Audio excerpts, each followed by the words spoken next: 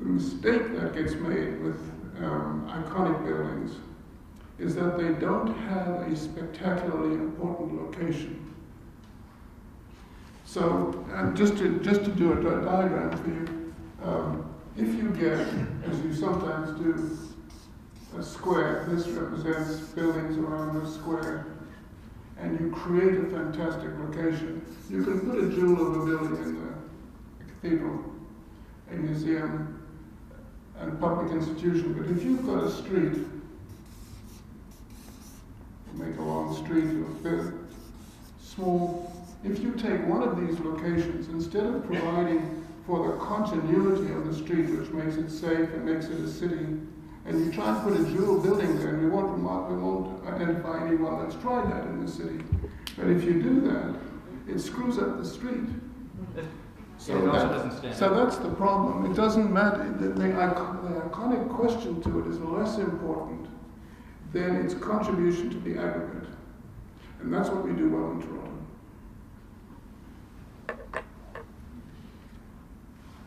The architecture critic of the New York Times noted last weekend that the recession has had at least one silver lining, which is that it's brought an end to the remarkable boom that we've had over the past decade in new art museums, new concert halls, performing arts centers, many of which dazzling, I'm quoting here, many of which dazzling and were intended to dazzle, and, well, sorry, I'm not quoting, this is me, and we long since called this the Bilbao effect, and celebrity architecture. But I am going to quote now from the New York Times architecture critic from last Sunday.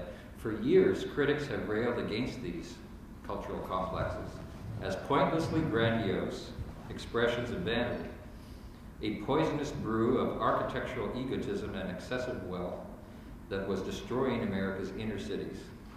Why all these fancy forms, they argue? Wouldn't the money have been better spent on something useful like school books? And that's the end of the quote. I think the point here is that a great deal of what's been built in the last decade has been alienating for a lot of people, and spectacular, but hostile, not particularly accessible or user friendly.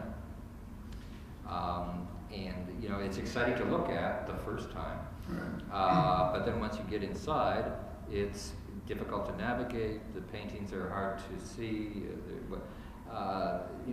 and I'm wondering how you feel about that assessment. Do you think that's a little over the top, or do you think that's pretty much? Well, I'm very skeptical about the Bilbao effect. In fact, what's interesting to me about the Bilbao effect is that a great deal of urban renewal had gone into Bilbao long before the museum. They'd had a rust belt industry that had to be changed.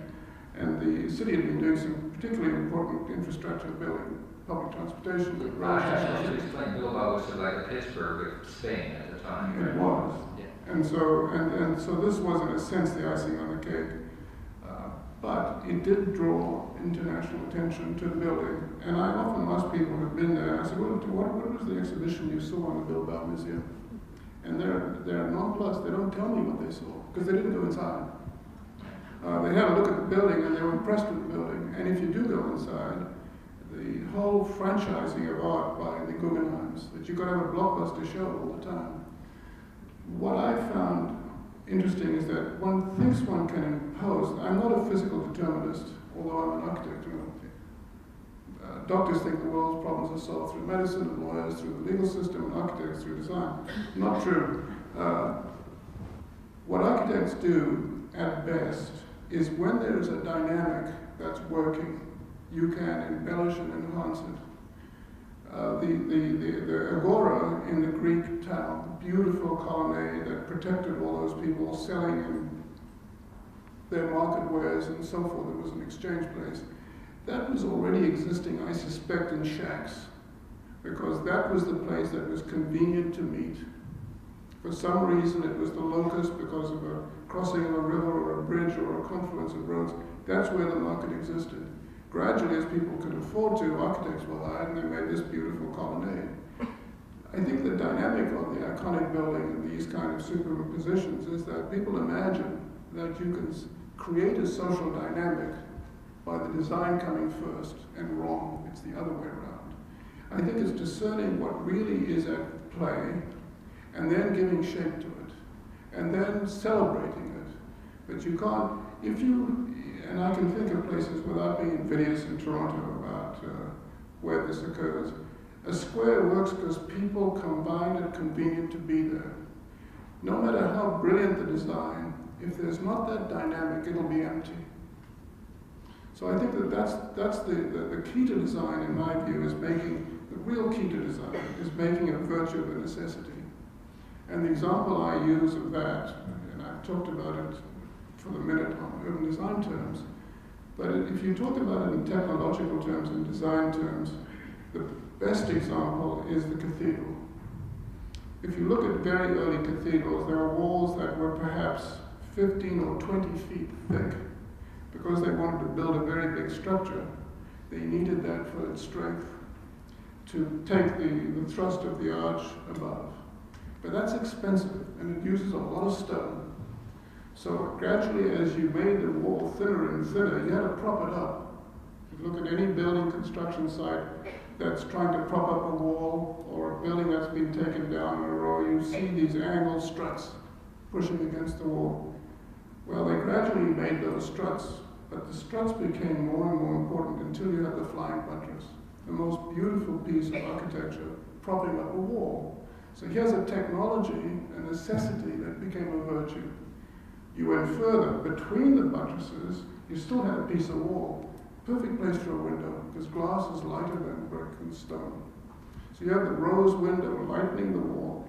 What it has is an absolute authenticity. It's inevitable. It's not a graphic of an architect saying, wouldn't this shape be nice and let's build it.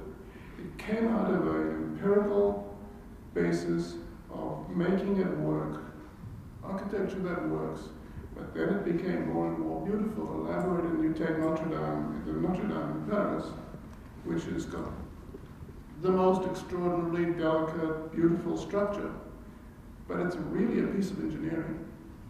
So that's a good example of architecture that works.